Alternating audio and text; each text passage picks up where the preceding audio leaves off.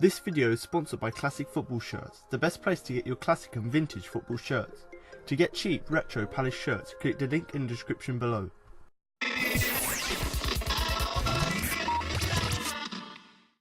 Hello and welcome to the Equals for Palace podcast. I'm Fraser Greenbrook, and in today's podcast I'll be looking over the result against Southampton by bringing you my match view player rankings and my man and match.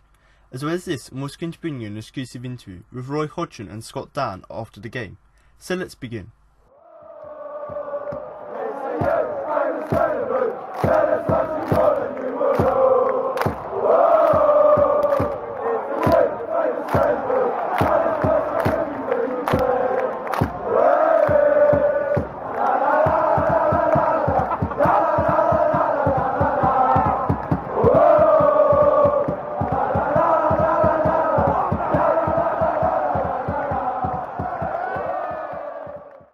Palace broke an unwanted record as they became the first English top-flight side in history to open a season with 5 defeats and no goals, as they fell to defeat against Southampton. Roy Hodgson's presence in the dugout couldn't quite inspire the Eagles to break their duck, as Stephen Davis's 5th-minute strike proved to be the difference between the sides, with the Saints' goal leading a charmed life as twice efforts from Benteke and Puncheon struck Fraser Forster. For the second week in succession, mere minutes had elapsed before Palace were chasing the game. Davis picked up the ball 30 yards out and played it out to Dusan Tadic on the left, and the Serbian got to the byline to centre. After Wayne Hennessy could only push the ball away from his near post, it landed perfectly into the path of the Northern Ireland international, who side-footed home on the occasion of his 200th game for the Saints. Just as they did against Burnley, the Eagles quickly rallied and nearly got back on level terms 10 minutes later when Andros Townsend slipped in Loftus-Cheek down the right, and he pulled the ball across the face of the area for Benteke, who prodded goalwards. But summing up Palace's luck in front of goal this season, the ball struck the midriff of Forster rather than ripple the net. Loftus-Cheek then provided a spark that the host's early play had lacked when he received possession on the halfway line and drove towards the box. And after a neat 1-2 with Benteke, he took aim for the bottom corner from 25 yards and was just off target. And a minute later he edged past a couple of Saints defenders before seeing his attempt deflected wide. The Eagles continued to crank up the pressure as the half progressed, and on the stroke of half-time, Townsend scuffed a volley into the side netting as the Saints took the lead into the interval. After the restart, forces continued to conspire against Palace as their wait for their first league goal of the season continued past the 6-hour mark, when Jeffrey Slutt picked out Puncheon in the middle, who looked destined to convert from close range, but again the ball struck Forster. Summing up the mood around Selhurst, the heavens opened as Southampton soaked up all Hodgson's team's attacks, with Mario Lemena bossing the middle of the park with a flawless display. And as the wait for Palace to trouble the scoresheet continued, they broke a league record for the longest scoreless streak at the start of a campaign, as the clock ticked past the 78th minute. It could have been game over not long after when Romeo had a free header from a corner that flew just wide, and in the dying embers Cedric Soares wriggled free on the edge of the box and forced a stop from Hennessy, with Palace only mustering a wayward blast from Joe Ward from range as their wait for their first goal and point of the campaign continues.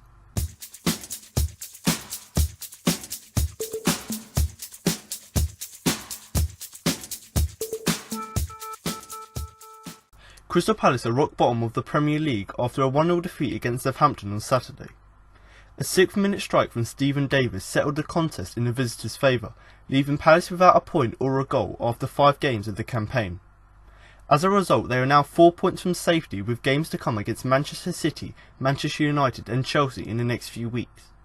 But what do we learn from the game? Here are 5 things. Number 1. Another unwanted record. Palace are now the first team in Premier League history to start a season with 5 straight defeats without scoring a goal.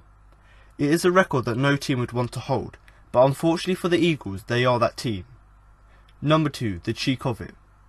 Ruben Loftus-Cheek was once again the standout performer for Crystal Palace, with the Chelsea lowly impressing on his return from injury. He was the most likely source of a goal for Palace on another frustrating afternoon, and tried to make things happen from midfield. But while he came close on a couple of occasions, he couldn't find the back of the net. But he is showing no signs of lack of confidence after the Eagles' poor start. And Palace fans were not too happy when he was substituted, although it was his first game back after injury, and Hodgson did explain afterwards that he took a chance by playing Loftus-Cheek. Number 3. Midfield conundrum. There was once again no place for Luka Milivojevic, as Roy Hodgson largely kept faith in the same side that started against Burnley, with only the one change as Loftus-Cheek replaced Chung Lee. But while the Chelsea loanee shone on his return to the side, Palace lost the midfield battle, with the impressive Mario Lamela and Oru Romeu controlling the game for Southampton. Hodgson did make a change to put Jason Puncheon out wide from the start, but he was ineffective, and James McArthur making his 100th appearance for the club, and Yohan Cabaye fails to seize the control of the middle of the park. Palace did improve in the second half and were boosted by the fresh legs of Luka Milivojevic when he came on, but Hodgson still has work to do to find out his best combination for the engine room. It would be harsh to expect him to do so from his first game in charge, but with several options in the midfield positions, it is an area that Hodgson will need to work out for himself in the coming weeks. Number 4. Another slow start. For the second week running, Crystal Palace found themselves a goal down inside the first few minutes of the game. This wasn't down to a glaring error like the goal last week against Burnley, but it was reflective of Palace's slow start to the game and was a theme throughout a sluggish first half from the hosts. Ruben Loftus-Cheek spoke of the need to stop conceding early goals after the game, and Roy Hodgson said himself that Palace didn't make life easy for themselves by conceding so early. It is something that the Eagles need to rectify, and quickly. And number 5, things don't get any easier. Crystal Palace may have lost 5 games in a row in the Premier League, but it could get worse before it gets better, as Hodgson admitted himself. With games to come against title contenders Manchester City, who beat Watford 6-0 on Saturday, Manchester United and Chelsea in the next 3 games, Palace could find themselves without a win or possibly even a point after 8 games. That would make it a real uphill task to secure survival, and the Eagles need to get on the board sooner rather than later.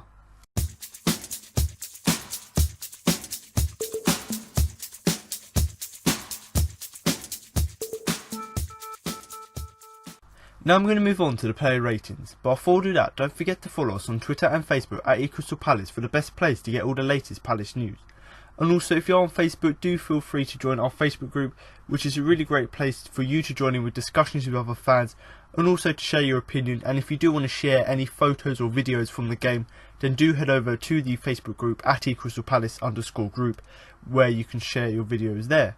Now, if you do want another place to share your opinion and you are listening to the video on YouTube, then of course do feel free to drop a comment below the video with your player ratings, rating the players' performances from 1 to 10, with obviously 10 being the best, and that can be along with your just general views about the game. And that is just so that when I look back at the video, I can not only see and listen back to what I thought I had to say about the game, but also I can read the comments and have a feel for what you guys listening thought about the game as well. And it also gives other people who come to the video an opportunity to look at your views of the game and compare it to their own, and so you can have a little bit of discussion in the comments section.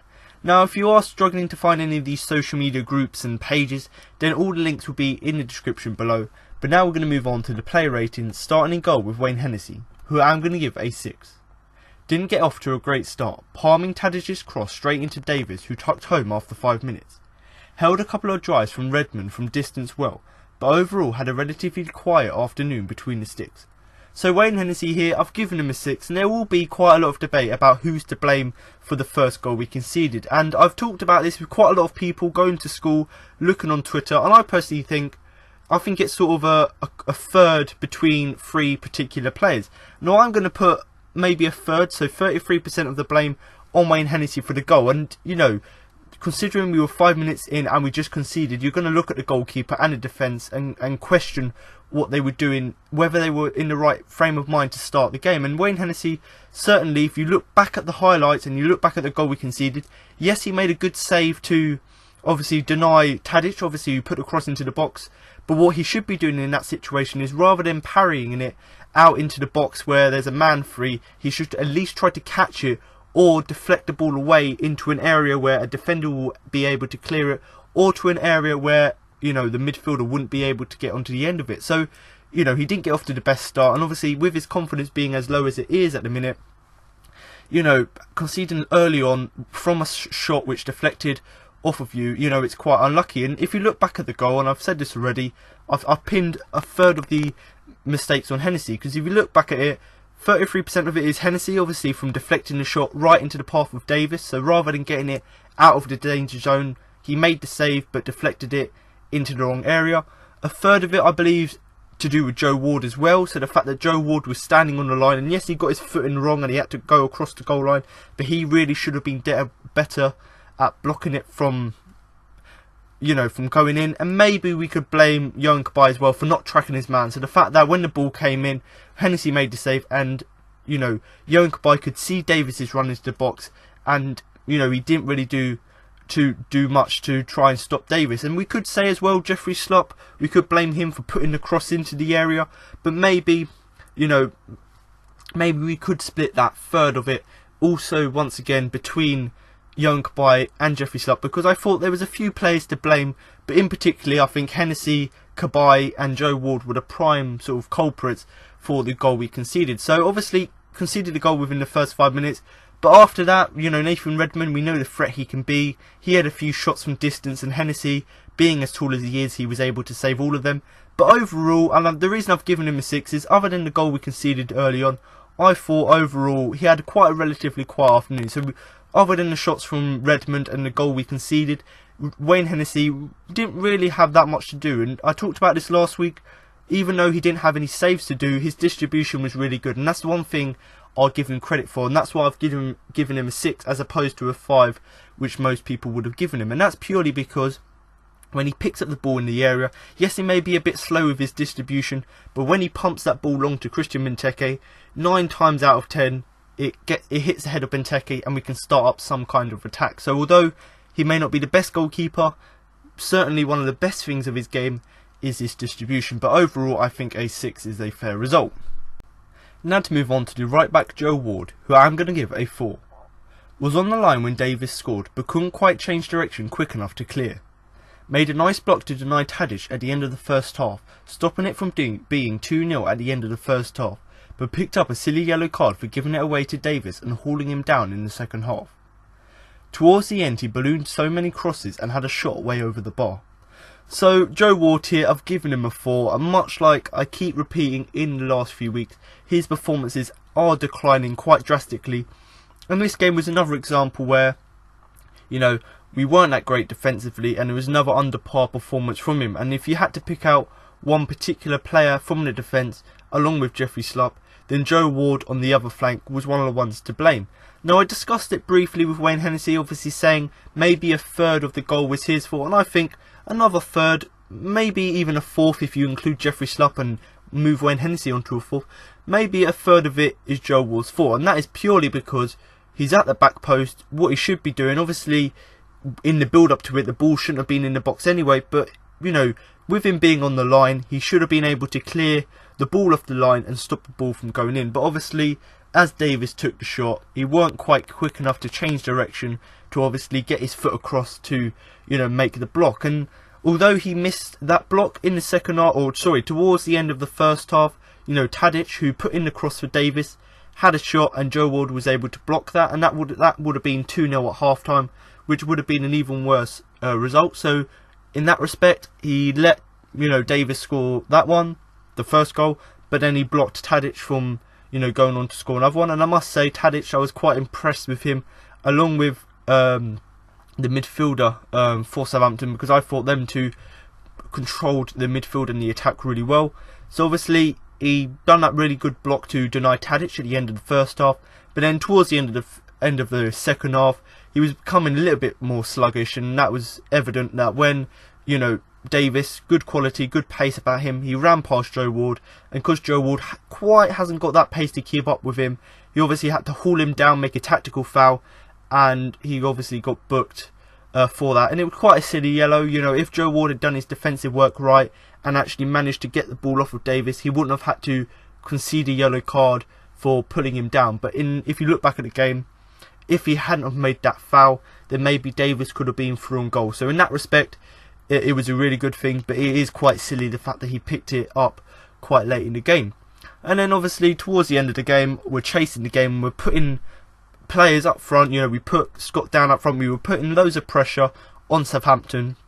And Joe Ward, what he should be doing is, when you've got someone like Scott Down and Benteke in the box, you should be putting crosses in, but most of Joe Ward's crosses either were overhit and went out for a throw-in, or many of them just ballooned over the crossbar. And so when you're chasing the game, you want your defenders, you want your wingers to put crosses in, and that's something that Joe Ward did. And there was one shot he had towards the end of the game where he's not got any confidence. He weren't playing well, so I don't know why he attempted to have a shot from just outside the area, but he tried to have a shot and that went straight into the Holmesdale, went way over the bar. So in that respect, at least he tried to have a shot on goal, but what he should have done is to at least tried to put in an accurate ball in. But Joe Ward, another disappointing performance, and a 4 for him.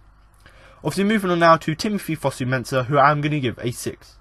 The Manchester United loanee was comfortable at the back again and made a couple of timely interceptions.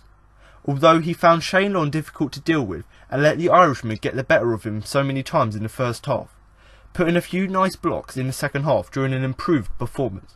So Fosu-Mensah here, I've given him a 6, and out of the 4 defenders in the back line, I thought he was the one who came away with the least blame, because once again it was a very solid performance from him. But before I go on to talk about his performance, I must say that, you know, I've really mentioned that he was the best defender in the game out of the 4 defenders, and he was the only one to come out on social media and actually apologise. So obviously with him being I think he was 18 or 19 years old, he's actually come out on social media and actually said to the fans, I'm sorry for our performances, hopefully we can carry on and try and improve. And you don't see many players come out and apologise after a result, and it wasn't necessarily a really bad result like the Huddersfield game where we got absolutely demolished, but it was still a disappointing performance. And the fact that he came out and apologised just shows the great character he's got and how good of a player he is, because there's many players who wouldn't have the balls to go out on social media and actually say that, and most of the Palace fans, including myself, did comment back saying there's no need for you to apologise, because I thought, and many other fans thought, that his performance was pretty good. But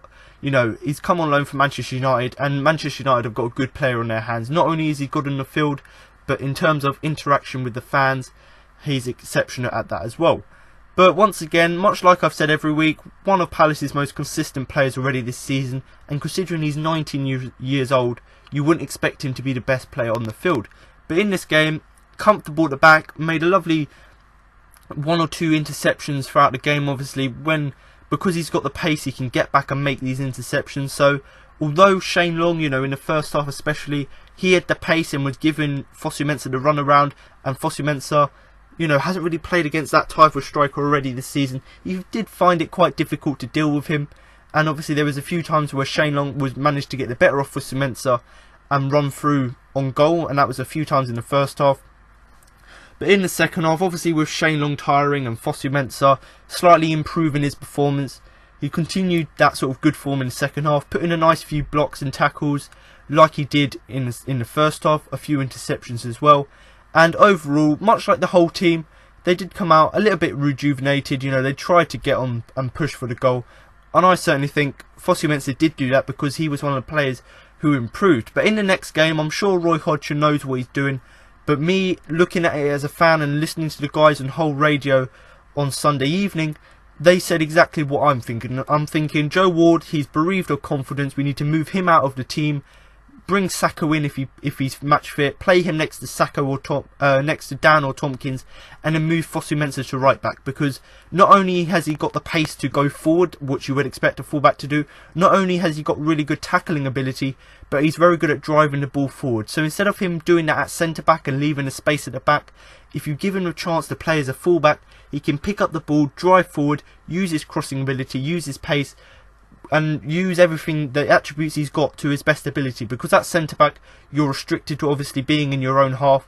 If you can move to right back, you've got that flexibility. And he played at right back for the Netherlands when they got beaten by France in the international break. But he was the youngest player on the field, having his debut, and he was the best player when he was playing at right back. So maybe that's something that Roy Hodgson needs to consider, considering, you know, the fact that he's got the pace to do that, and the fact that he can carry the ball forward. And one of the things I did notice, and the fact that the reason he struggled with Shane Long, is that Fosu-Mensah, yes, he's quite tall, but he hasn't got quite that physical battle, and he's not able to deal with aerial balls. So if you put someone like Scott Dann and Sakho, who are really good at dealing with aerial threats, and move someone like Fosu-Mensah, who's not really good at dealing with aerial balls, move him out to, still in defence, but move him out to right back, that gives him the chance to still make his tackles and interceptions and blocks, but it gives him the chance to go forward and not have to deal with balls over the top, which clearly he's struggling to do. But once again, an improved performance from him, and one of Palace's best players. And do comment below whether you do agree with this, but I think a 6 is a fair result. Obviously moving on now to Scott Dann, who I'm going to give a 5. Not his usual commanding performance today. He had his hands full with the pace of Shane Long and was booked for hauling him down late on, in what was a tactical foul. Often found gesturing frustratingly to teammates. So Scott down here, I've given him a 5, and much like Fosu Mensah, some of the things I did mention, he still struggled to deal with Shane Long, and he still put himself about a bit. You know, he's still done his defensive work really well. But the one thing I did notice, and quite a lot of people did notice that, is it wasn't his normal commanding performance. So normally he likes to shout at the defence, he likes to get everyone organised, but in this game, and if we look back at the goal we conceded, there was no communication, too much space in the box, and Southampton went on to score. So because Scott Dann weren't his usual self, you know, and the fact that how commanding and how vocal he was, that meant that there wasn't any organisation, and that led to us conceding the goal. Because yes, you would expect, you know, a Roy Hodgson team to be well drilled, to be really solid, but he's only been there 2 days, so maybe that's something they'll work on, the communication in the defence. And I've said this already, he had his hands full. You know, Fosu Mensah, he found it a little bit easier to deal with Shane Long because he's really fast. Scott Dann, slightly slower, did struggle a lot with Shane Long, and much like Joe Ward with the foul on Davis, Shane Long went through and goal in the second half. Scott Dann, the only thing he could do, rather than, you know, putting in a tackle from behind and getting a yellow card or possibly getting sent off or going in from behind, he just tugged, you know, Shane Long down just to stop him running through on goal. And obviously he got booked for that, but that stopped him going through on goal because Scott Dann hasn't got the pace to keep up with him, and that was a tactical foul. So unlike Joe Ward's one, where you could say it was a little bit silly but maybe a little bit tactical, Scott Dann's one was definitely tactical, because if Shane Long had got past him, there was no way he was catching up, and we probably would have gone on to concede another goal. But one thing I would pick up about his performance, which is the quite polar opposite to not being commanding, was the fact that he was often sort of gesturing to teammates. Quite frustratingly, you know, the fact that the teammates weren't creating enough opportunities, weren't taking their chances to score goals. So quite often, although he weren't commanding the defence, he was still gesturing to maybe his midfielders and the attackers to actually go forward and do something. And you can understand, with us coming away with our 5th consecutive loss, you can understand why he was getting frustrated. But I personally think, although it wasn't his best performance, he still wasn't the worst player on the field, and I think a 5 is a fair result for him. Obviously, moving on now to the left back Jeffrey Slopp, who I am going to give a 4. Got beaten far too easily by Tadic for the opening goal, and found the Saints' number 11 difficult to deal with all game. Tried to get forward to assist attacks and support Jason Puncheon on the left wing, and put in a few decent balls into the box, but no teammate was able to convert. So Jeffrey Slopp here, I've given him a 4, and much like Joe Ward, I don't think he's had a very good game. And I did say last week that I thought he put in a really good shift against Burnley, one of our better players, and I thought maybe he'd be one of these players that with Vanano out of form, he might get a chance to impress in the team. And based on this performance, I think we need to go back to Vanano, because neither of these players seem to have the most confidence. And it's quite honestly, I don't think Jeffrey Slopp's a left back. But just to talk about the goal, and I already said maybe a third, maybe a quarter, whatever way you look at it, Jeffrey Slopp was at fault for the goal. Yes, he wasn't on the line like Joe Ward. Yes, he wasn't like Hennessy, who made a save and parried it away. Yes, he wasn't like Cabaye, who didn't track his man. But what Slopp did do, and even though it might not look obvious, he was the one who got beaten far too easily by Tadic. So Tadic picked up the ball on the right flank. I believe he dribbled past Slopp, put the cross into the area, which Hennessy then parried, and then Davis was able to score. So in that instance, Jeffrey Slopp, being a fullback, he should be man marking his man as close to the man as possible, making sure he can't get any balls into the box. And if he does get him beaten easily by the winger, then what he needs to do is track back in and obviously stay with his man to stop him getting the cross in. And, you know, throughout the whole game, it wasn't just in the first 5 minutes when we conceded the goal.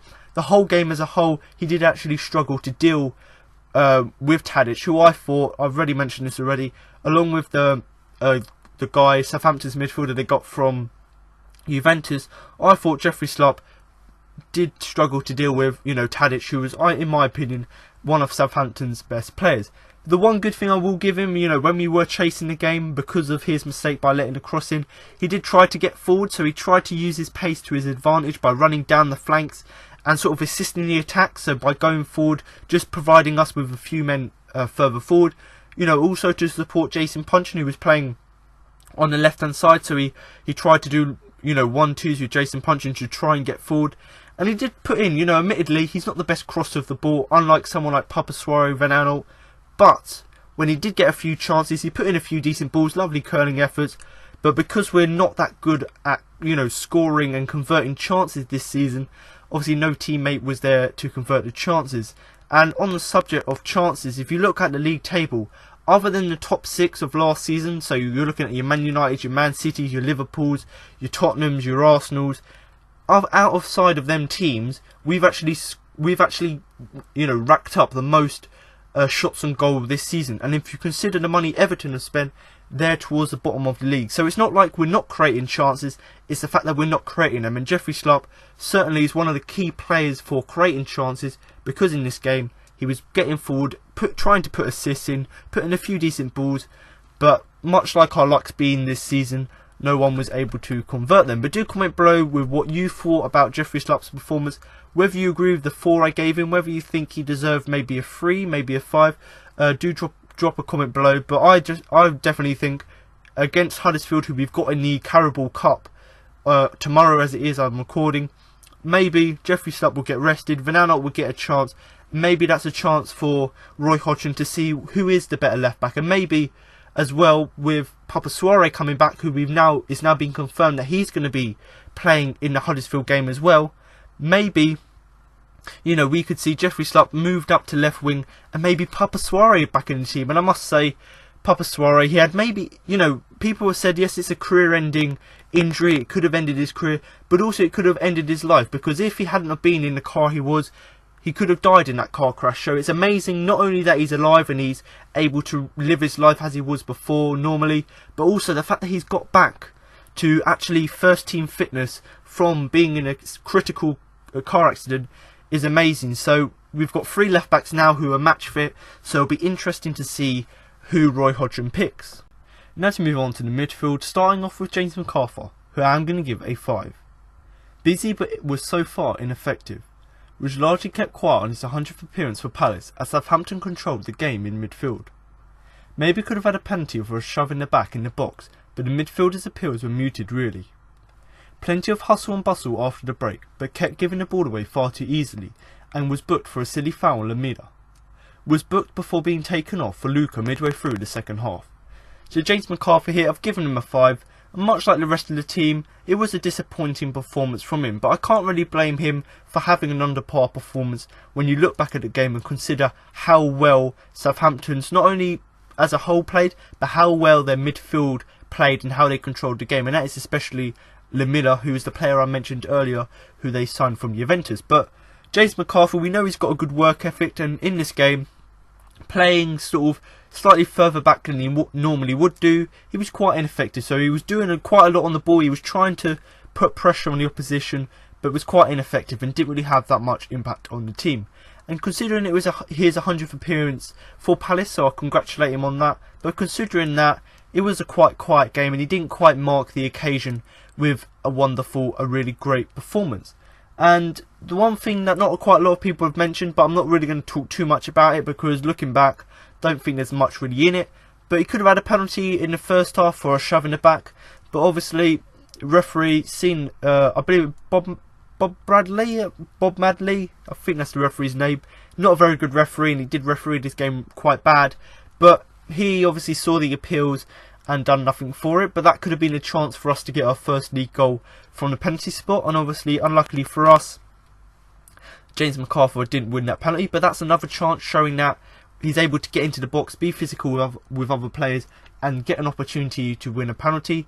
And then much like in the first half where he was busy, in the second half there was plenty of hustle and bustle. He tried to get himself about a bit, was busy on the ball again, but much like a little bit what we saw in the first half, when he got the ball, unlike what he'd done last season where he was really good at driving forward and carrying the ball, in this game he gave the ball away quite easily, and because of that there was a few times where he lost possession and he had to make a foul to get the ball back, and most notably one on Lamida, who I've already mentioned had a really good game. But because of that he got booked for that, and just after being booked, just because he wasn't performing that well, and also because of sort of fitness issues, we brought on Luca, and I'll go on to talk about Luca, but Luca brought a new dimension to the game, and I personally would have been much happier seeing Luca start the game then MacArthur. But then in saying that as well, I would have rather seen Luca start instead of Puncheon. But James MacArthur, although he put himself about a bit, although he had that chance to win a penalty, I think he didn't quite put enough in this performance. And I personally think, looking back at the game, I think he was playing too far deep. So because Puncheon was moved out wide, MacArthur was moved slightly further back. And he's not used to playing at role, he's used to playing slightly further forward and having a chance to use his high press to score goals and assists. In this game, because he was playing deep, he was quite ineffective. And that's why I've given him the 5. Obviously moving on now to another midfielder, and that is Yohan Cabaye, who I'm going to give a 6. Got stuck in with plenty of well-timed challenges, but often found himself dropping deeper and deeper to try and get the ball to get things going. Booked for a silly late foul on Mario Lamela, and despite putting in plenty of tough tackles, couldn't stamp his foot on the game. So Yohan Cabaye here, I've given him a 6, and out of most of the players in the midfield and certainly on the field in general, I thought he was one of Palace's more positive players, and we saw that last weekend against Burnley, we saw that in other games, especially against Swansea as well. So we saw the quality that Cabaye's got, and in this game he was one of our better players, like I've said already. And one of the things I like about his game is when you give him the freedom to not play deep, so when he's playing in sort of a centre mid role where he can be offensive and defensive, it gives him the chance to put in well-timed tackles, which he did in this game. But the only problem is when he's playing in the centre of midfield, if the ball isn't coming to him, then it means he has to drop deeper. And there was quite a lot throughout the game where we ended up playing a 4-2-3-1, and that's because Cabaye, who was meant to be playing in the 4-3, slightly further forward, he was dropping so much deeper to try and pick up the ball and try and create stuff that he ended up playing as a CDM, when in reality he should have been playing as a centre mid, trying to create stuff. And, you know, because he was making these good tackles, he should have been able to get the ball back off and push forward. But because he had to pick the ball up from deep, he didn't have that chance to push forward and to try and get things going. Now, it's quite understandable. You're losing the game in the second half. You're trying to get a goal. Nothing's really happening. So he obviously got booked for a silly foul. And as much as I said that in the first half, all of his tackles were well timed, his attacking intent was good, he still made a silly late challenge on Lamela, who I've said already, Southampton's best player.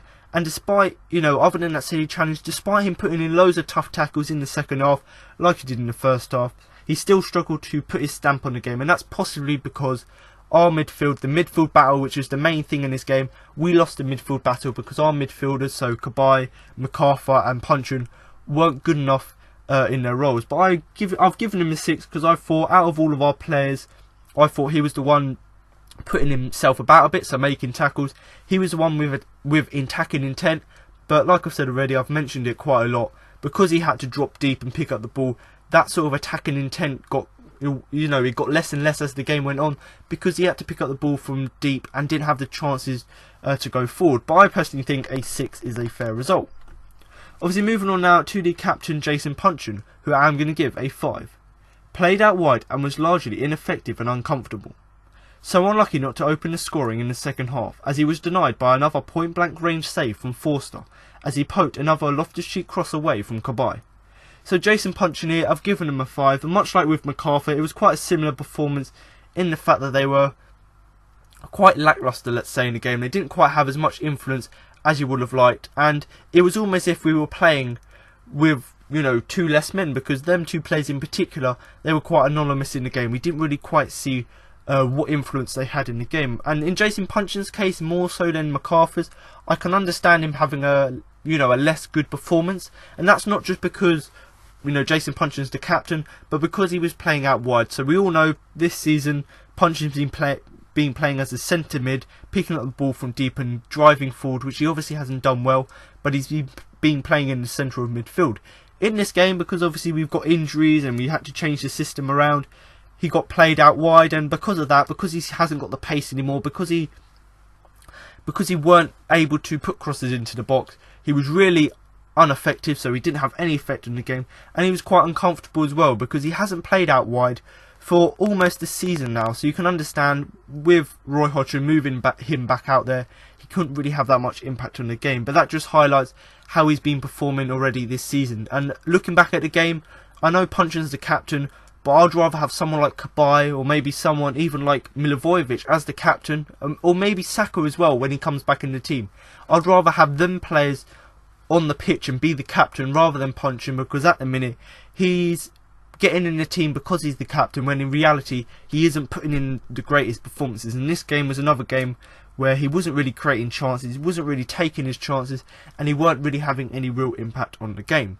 Now, in saying that, there was one good chance which he did have, which is why I've given him a 5 rather than a 4, and that was in the second half, where Fraser Forster, who I must say who's had an absolutely amazing start to the season and also a really great game against us, you know, he made loads of good saves in the game, but there was one in particular. The ball came into the area, Jason Puncheon had a shot, point blank range, and Forster made himself big, was able to deflect it, and obviously the Southampton defence were able to clear. So if that goal goes in, Puncheon scores a goal, his first in almost a season and a half, then maybe our confidence would grow back. But Forster made a good save, and so really, in reality, we were quite unlucky there. And obviously, Ruben Loftus-Cheek put the ball in, put the ball into the box for him, and obviously Cabaye wasn't able to get on the end of it as well. So Jason Puncheon, overall, I think a 5 for him is a really fair result, considering I would have given him a 4 if he didn't have that chance when you know, Loftus-Cheek put that cross to Puncheon, and obviously from Cabaye as well. But you know, if he hadn't have had them chances, it would have been a really disappointing performance from him, and I would have given him a 4. But because of that chance alone, I've given him a 5. But much like I've mentioned every week now, it's time for Puncheon to be dropped. It doesn't matter whether he's the captain or not. He's not playing to his best of ability. He's out of form. So him, along with maybe someone like Joe Ward and James McArthur, if these players get dropped to the bench, I'm sure with the likes of, you know, Sakho coming in for Ward and moving Foster to right back, if you move Milivojevic into the captain's role with Puncheon in the midfield, if you move Wilfried Zaha in the place in the attacking midfield role, if you bring these players back in, and I'm sure Puncheon should eventually get dropped, because at the minute his performances aren't really warranting a start in the team. Obviously, moving on now to the front three of Andros Townsend, Ruben Loftus-Cheek and Christian Benteke. So I'm going to start off with Andros Townsend, who I have given a 6. Looked to try and get Palace going, but lacked the quality with the final ball or finish. Plenty of hard work down the right, but rarely found the opportunity to wrap up his left foot around it properly. More of a threat once he switched to the left with about 15 minutes to go, but still couldn't deliver on that important ball. One of those days again. So Andros Townsend here, I've given him a 6, and much like what I mentioned with Cabaye, he was one of Palace's more positive players in the game, and considering at the minute, with the loss of Wilfried Zaha, we're relying on Andros Townsend to be that attacking force on the wing. And in this game, he did try to get things going for Palace, and he did try his best to try and, you know, create chances for us. But ultimately, he didn't quite have that quality on the final ball. And maybe that's because, if I look back at the game, I personally thought he didn't put enough balls in. And even when he did put the balls in, they weren't quite, you know, as good of a quality as you would come to expect from Andros Townsend. Now, the thing I can't really question about all of Townsend's performances this season is his work rate. So the fact that he works really hard, whether he's on the left or right flank, so he'd run down, he'd chase defenders down, get the ball back, he'd run to the byline, get crosses in. So he's really good at doing that, and, you know, he'd always try and work, you know, by putting pressure on down the wings.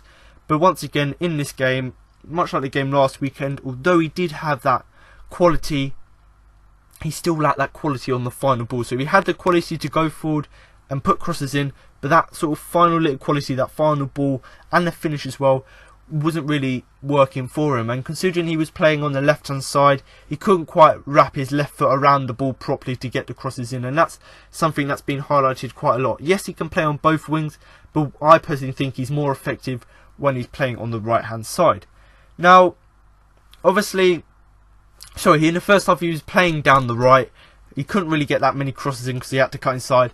And then in the second half he played on the left. That was my mistake. But in the second half he was moved to the left hand side, and that was with about 15 minutes to go. And he still couldn't deliver that all important final ball, but he still posed more of a threat down the left hand side because he could cross straight from his left foot as opposed to cutting inside from the right hand side. So he tried to get things going in the second half, and that's why I've given him the 6. But it was one of those days again. You know, you can't really help it. Sometimes players have off games. And considering he was still one of our best players, he didn't have quite the, you know, attacking influence he would have hoped for. And I've said this already, I've mentioned it quite a lot. if he had put more balls into the box, which I would have liked him to, even if it's on his weaker foot, keep putting crosses into the box, even if you're not at the byline, put these crosses in. And also, we know he's good at having shots from distance, so it would have been nice for him to have more of them shots. But like I said here already, I've given him a 6. I thought he worked hard and was probably one of Palace's best attacking threats. Now I'm going to move on to the sort of, we could say, left winger slash right winger slash attacking midfielder, and that is Ruben Loftus-Cheek, who I am going to give a 7. Palace's bright spark again, and the biggest threat throughout the game, as he made a number of bursting runs from midfield. Set up Benteke with a burst into the box, which Forster did well to save. Did the same in the second half, only to see Puncheon completely miss it out from a yard out. Taken off for Sakho with 10 minutes left.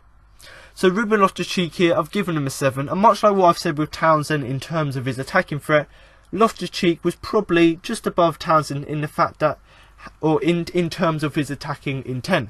And much like I've been talked about in the last few weeks, we've missed his attacking flair, and in this game again, he was Palace's bright spark. He was one of our players who had that little bit more quality, that little bit of skill, that little bit of sort of starstruck where you do a moment of brilliance to get forward. And certainly for me, looking at the game, I thought Ruben Loftus-Cheek had so many parts in the game where he just had that little bit of quality, that little spark, and that's when he made his bursting runs forward. So although we were playing a sort of 4-2-3-1, 4-3-3 formation, Ruben Loftus-Cheek was meant to be playing in the midfield, but he often drifted out wide. But when he was playing sort of quite central, like I said already, he had that sort of starstruck moment where he picked up the ball, it was a spark was set, and he had a little bit of quality. And that we saw that a number of times where he picked up the ball from deep, dribbled past a few players, and there was one chance where he dribbled past 4 players. So he dribbled past them, put the ball into the box. The first chance where he dribbled in, put a lovely ball to Benteke. Benteke had a shot. Forster did really well. Sorry, to save it from point blank range. And then in the second half as well, lovely ball into the box for Puncheon. And Puncheon, I say he missed it. He had a shot and it was saved by Forster once again. And considering Puncheon was literally half a yard out from the goal, you would expect him to score that. But the fact that Loftus-Cheek was able to create these chances is something we've missed in the last few games. So against Burnley, against Swansea, our attacking intent was good, but we didn't have that quality in the final third, and that's what Loftus-Cheek brought into the side, and that's why I've given him the 7. The fact that he has that little bit of spark to get us going, that little bit of brilliance which you wouldn't expect from a player. And he has moments in the game where, yes, he may not be, the fastest player, he may not be the best player, but there's times in the game where it just clicks for him, and automatically he has this little bit of skill, and we saw that quite a lot in this game with bursting runs forward. Now, we did get taken off for Sakho, which I'm looking at the telly, watching the game because I wasn't able to go this weekend. I'm looking back at the game going, well, why did you take him off for Sakho? Because Sakho hasn't played in a while, just come back from injury, and you wouldn't really expect Sakho to make much of an influence. And when you consider Loftus-Cheek was the best player, you want to keep the best players on the field. But, Roy Hodgson and Loftus-Cheek himself came out after the game and said he got cramp, and obviously he weren't quite sure what exactly it was, because you never know when you've just come back from injury whether it's a muscle strain or you've twisted something. So just as a precaution, even if it was cramp, just as a precaution, we took him off just to preserve him for the next game, because I'd much rather have 80 minutes of Loftus-Cheek in a game as opposed to him having 90 minutes but missing the next 3 games through injury. So unluckily for us, I thought if he stayed on the pitch, we probably would have gone on to maybe get an equaliser in the last sort of 10 minutes, because that, just as he got taken off, that was just after he managed to start getting back into the game and really having that sort of creative and spark force once again. But a 7 for him, considering he's a loan signing, he's given his all for the team, and it was another good performance. Obviously, moving on now to the final player of our starting 11, and that is Christian Benteke, who I am going to give a 5. He'd scored he'd opened the scoring, but who was denied by a brilliant point-blank range save from Fraser Forster when Loftus-Cheek crossed to him in the first half. Spent the rest of the half isolated against the Saints centre-backs. Was otherwise anonymous. So Christian Benteke here, I've given him a 5, and although, like I said last week, it was a disappointing performance from him, he didn't really have that many chances, it's purely because the team weren't supplying from him. And although I've said already, we're almost in the top 6 for shots on target this season. I think we're 7th.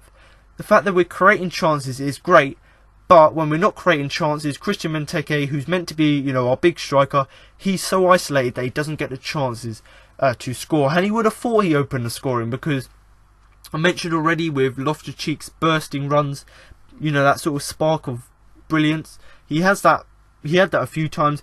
One chance in the first half, dribbled past a few players, put the ball in from Benteke on the play. Benteke had a shot, people saying he should be doing better, but if you look back at the game, you look back at the highlights, obviously the ball's come in, it's quite close to him. There's another player on I believe it was on the right hand side of Benteke, so you can't really expect Benteke to do anything other than just to hit it first time. He's hit it first time, Forster made a really brilliant save, and Southampton cleared. So in that instance, people were criticising him because he should have been doing better with that chance.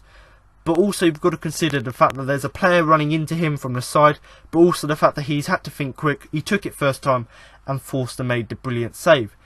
But much like every game this season, it's quite a reoccurring theme. You know, yes, he can be brilliant at times if you get the ball to him and you supply him like Loftus-Cheek did. And unluckily for us on that occasion, he didn't score. But if you supply him, he'll play well. But the rest of the first half, the rest of the second half, he was really isolated, and that's purely because Saints were being really solid defensively, but also because we weren't supplying the ball to him. And the word I use quite a lot is anonymous. So I talked about Puncheon being anonymous. He didn't really do much in the game. You didn't really notice he was there. Same can go to Christian Benteke, because other than that chance where he thought he opened the scoring, he was almost celebrating because it was on the plate for him. And like I said already, unluckily for us, Forster made the save. But if that had gone in, would have been equaliser, would have been 1-1, and then maybe, no, I believe it was before the goal, so it would have been 1-0 to us, so maybe the game would have changed. Unluckily for us, he didn't score that, and after that chance, really, like I said already, there weren't really any other chances for him to score. But our 5 for Benteke, not the worst performance considering the scraps he had to feed off of, but in the future games, you know, especially against the likes of Man City, Man United, Chelsea, we're not expected to get anything from these games. But if we can get Benteke, at least supply him, and he could get maybe 1 goal, then maybe that can help us to propel on our season. Obviously, just before I go on to talk about my man of the match in the next section of the podcast, I'm just going to mention just a little bit about the substitutes. So Milivojevic, I'm going to give a 6, and Bakary Sakho, I've already mentioned, came on, but I'm not really going to give him any rating because in 10 minutes he didn't really have that much to do in the game. But Milivojevic, just to talk about him quite quickly, came on for MacArthur just after the hour mark. He did help Palace to sort of get that win the midfield battle. So up until that point, we were losing the midfield battle. Southampton were bossing the centre of the park. Milivojevic came on, added that little bit more of steel into our midfield. Came on for MacArthur, added that little bit more energy into the side, and because of his influence, he pushed the Saints higher up the pitch. So with the Saints playing quite freely, before Milivojevic came on, he came on, pushed them right back, and he got his foot in a few times. So we were chasing the game, trying to get a goal. We put in his foot a few times to win tackles, to get the ball back, and he put in a few decent balls into the box. So based on that performance and the performance I've seen, you know, what we know he can do from last season, this guy needs to be starting, because he showed that in half an hour that he was on the pitch, he actually made a bigger influence than MacArthur and Puncheon both made in the whole of the game. So if you bring Milivojevic back into the team, that sort of skill he brings to the defence, but not only that, the fact that he can win balls in midfield and set up attacks, that is the quality we were missing in the first half. Bakary Sakho as well came on for Loftus-Cheek, which I said, and it was quite odd considering how good Loftus-Cheek was, but obviously he's just come back from injury, Loftus-Cheek, so you bring on Sakho just to give a bit of fresh legs. And considering, you know, Sakho, he was playing as a winger, we were still chasing the game, we didn't really have any sort of attacking opportunities, but when Southampton were on the counter-attack with Nathan Redmond, he did actually do really well to track back and put his foot out to block the shot. So other than that, he didn't have that much impact going forward, but the fact that he was able to track back and stop Nathan Redmond, it is really credit to him, the fact that he's got that work ethic to not only, even if he doesn't come on and make an impact defensively, he can stop us from conceding another goal. But just to go on just shortly, you know, in a short sort of brief just about the game, you know, obviously people talk about the new manager bounce, you know, you bring in a new manager and automatically you go on a few wins in a row. Roy Hodgson is his first, you know, game in charge of the Eagles. It's a losing debut for him, but when you consider we had sort of a day and a half training with the players, and considering they've been playing a De Boer style of football. It's going to take maybe a few weeks for them to get used to it. And although the game wasn't as good as the game at Burnley last weekend, the fact that we bossed everything, we were still bemoaning our luck with the opposition because, like I said, Fraser Forster was in good form, making saves left, right and centre. And also, you know, like I've said, the fact that we lost the midfield battle meant that we didn't have as many chances as we would have liked. So it weren't as good as the game at Turf Moor, and it certainly wasn't as bad as the Swansea game. It was somewhere in the middle, and considering we had more or less the same team, they didn't have the impact as they would have liked. But regardless of that, it's a really hard result to take because we came into the game really positive based on the performance against Burnley. But to be honest, we've got the game in midweek against Huddersfield. We're probably not going to win our next 3 games against Man City, Man United, Chelsea. So we write them games off. We're not going to win them. So it's going to give Hodgson 3 weeks to work with the team. And considering he only had half a week, there was a slight difference in the way the team set up. But by giving him them 3 weeks to really put his sort of system into the team, hopefully, you know, they can slowly learn to his systems, which did really succeed for him really well when he was at Fulham. But I've said this already, and I've mentioned this to quite a lot of people. We're not going to win against Man City, considering they won 6-0 this weekend. We're not going to win against Man United. They won 4-0 today. We might win against Chelsea because we've got quite a good luck there, and we're sort of their bogey team at the minute. But we're not going to win against them. So you write them games off, and even if we do lose them games, maybe 4-0, maybe 3-0, at least it gives Roy Hodgson a chance to experiment with the team when it doesn't matter. So games which we know we're not going to win, there's no pressure on us to win. So we lose these games, but it gives Hodgson an idea against quality opposition what the best team is. Because if you look at the teams we've got after, we've got Newcastle, West Ham, Everton, Stoke, Brighton. So we've got these teams who we can beat. So by, you know, sort of sacrificing the games against Chelsea, Man United and Man City, it gives us a chance for Roy Hodgson to work with the squad. But it is going to be a challenge, but hopefully Hodgson with his experience can hopefully get us out of this mess.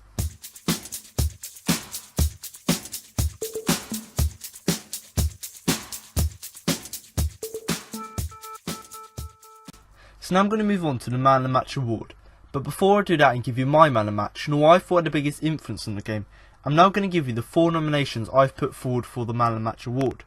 Now, before I go on to talk about the 4 nominations and then after that go on to talk about who I thought the best player was, I must say I would normally go on Twitter and put on there and ask the people of Twitter who they thought the best player was throughout the game. But considering most people were quite annoyed at the result, you know, they weren't happy, and don't blame anyone for not being happy considering we've lost, you know, we've lost 5 games in a row. So really, you know, emotions were high. People didn't really want to get involved, and everyone thought the whole team had a bad performance. So for that reason, I didn't put out a poll, but I've picked out 4 players who I thought at least had an influence and had an impact on the team, and at least tried to make things happen. So them 4 players were Johan Cabaye, Andros Townsend, Ruben Loftus-Cheek and Luka Milivojevic. So just to go over why I've put these players in my shortlist. Obviously, if I did do the Twitter poll, I would have put these 4 players in there. But Johan Cabaye, because he was our best midfield player, you know, playing in that midfield, and yes, we lost the midfield battle against Southampton, but he still, you know, tried to drive forward, tried to pick up the ball from deep, at least tried to create opportunities, and that's why I gave him 6. Andros Townsend, much like Cabaye, tried to drive forward, tried to put effort in, and with him being a winger, he was our biggest attacking threat throughout the game. And one thing I would have liked to see, he definitely would have won my Man of the Match if he had done this. But if he had put more crosses into the box and created more chances, then he would have been higher up. Because his performance from an offensive point of view was really good. But if he had that little bit more extra, then maybe he would have had a little bit more influence in the game. Obviously, Ruben Loftus-Cheek is a no-brainer. I gave him a 7 in the player ratings. He was the best player on the field, you know, controlling that midfield, being that attacking threat. And like I said, having them little sparks of magic and tricks where he can get past players was absolutely fantastic. And if he had been on the pitch for the extra 10 minutes, had he not got cramp, then I'm sure we would have gone on to at least get something from the game, because his influence and quality surely was heading in that direction. And then I put Milivojevic on here purely because Luka, he came off the bench, had a point to prove considering he hadn't been playing in the last few games, and he proved his point right, because in this game I thought he came on the pitch, bossed the midfield, which is something we couldn't do when McArthur was on the pitch. He controlled the midfield, he made tackles, made blocks, gave a little bit more protection when we were chasing the game to the back four, but also when he picks up the ball from a tackle, he'd try and drive forward, much like what Cabaye was doing, and try and create for his opponents.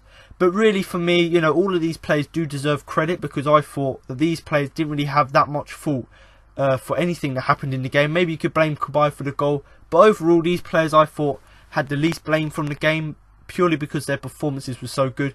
But really, for me personally, you know, it's undoubtable. It's Ruben Loftus-Cheek. So congratulations, Ruben. I think this is the third Man of the Match award you've actually already won this season. So congratulations to you for doing that. But once again, a brilliant attacking performance from you. Your quality, your skill, all of your attributes did actually show in this game. But all of the players I've listed here, Cabaye, Townsend, Loftus-Cheek and Milivojevic, all of these players gave us something different in the game. And if we had their quality for the whole game, and if they were playing to their top of their game, we certainly could have got something from the game. So now you've heard my match report, player rankings and my man of the match. That concludes this week's podcast. Now I've got an exclusive interview with Roy Hodgson and Scott Dan following the game.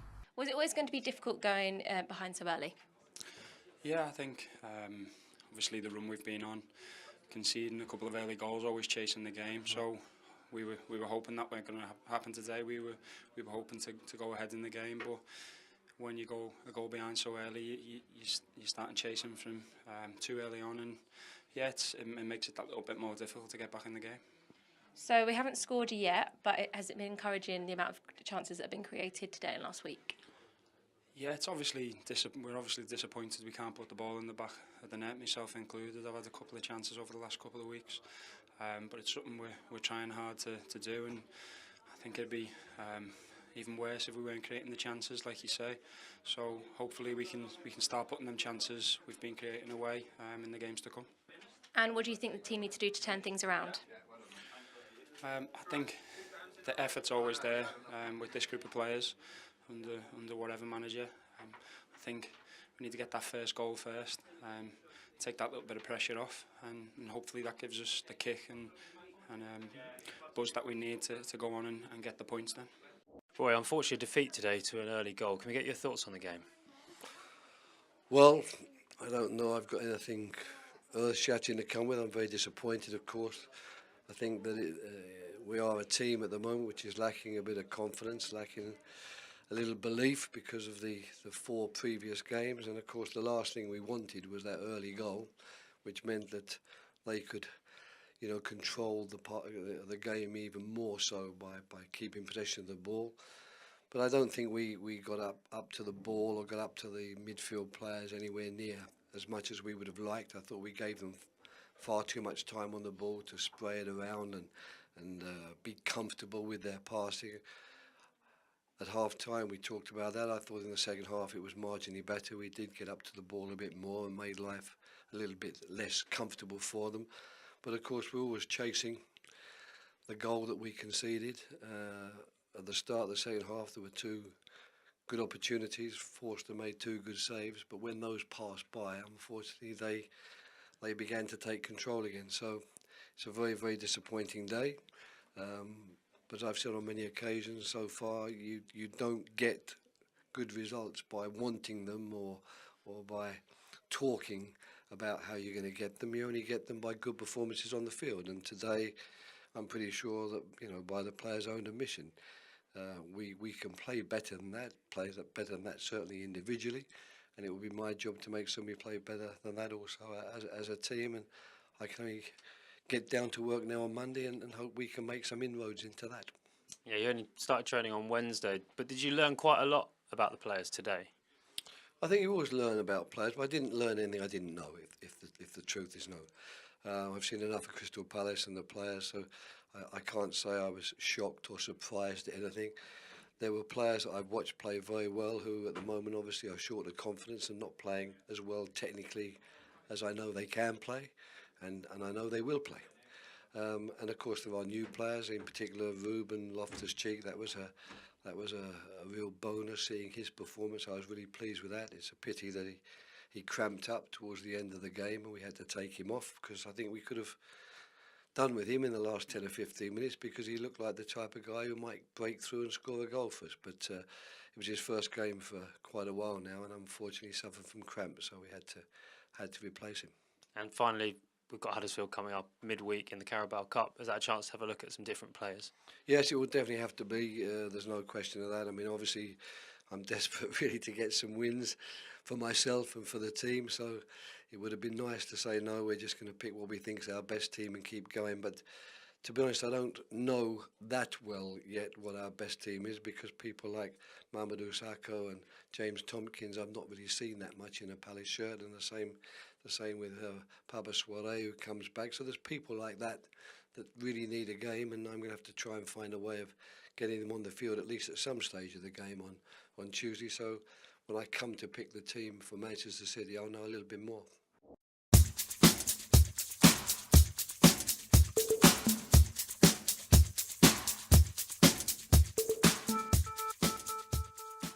So there you have it. Now you've heard what Roy Hodgson and Scott Dan had to say after the game. That concludes this week's podcast for the game against Southampton. But make sure to come on next week for my post-match review of the game against Manchester City. So thanks for listening, and remember to up the Palace.